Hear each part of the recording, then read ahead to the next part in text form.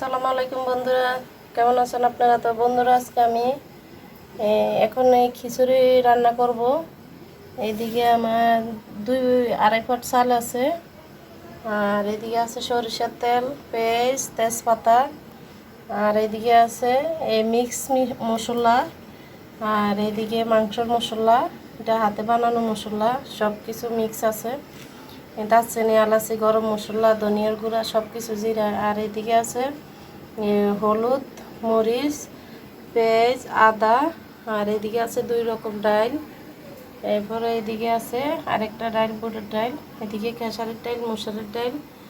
আর এদিকে আছে আলু। আর এদিকে আছে মুরগির হাড্ডি উড্ডি। এইদিকে আছে, আর এইদিকে আছে সয়াবিন তেল। আর এদিকে গিলা কলজা, মুরগির হাড্ডি।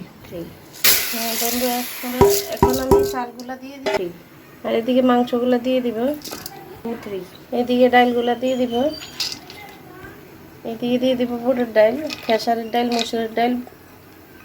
এরপরে আলু, আদা, রসুন বাটা, পেঁয়াজ বাটা, আস্তা রসুন, তেজপাতা, পেঁয়াজ আর তেজপাতা। এদিকে মশলা, সব মশলা দিয়ে দিব।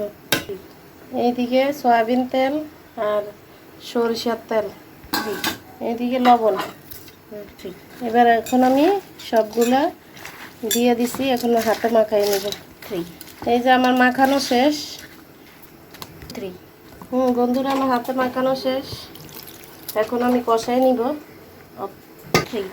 এই যে বন্ধুরা, আমি এভাবে কষাই নিতেছি খিচুড়িটা, তারপর পানিটা দিব।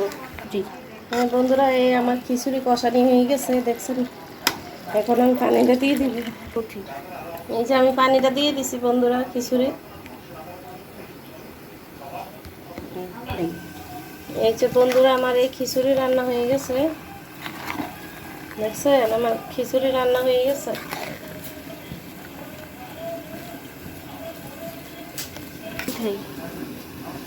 বন্ধুরা, এই দেখছেন আমার খিচুড়ি রান্না হয়ে গেছে। অনেক মজাদার একটা খিচুড়ি রেসিপি আজকে আপনাদের সাথে শেয়ার করলাম। এটা আপনারাও বাসায় শেয়ার করবেন, ট্রাই করবেন আপনারাও।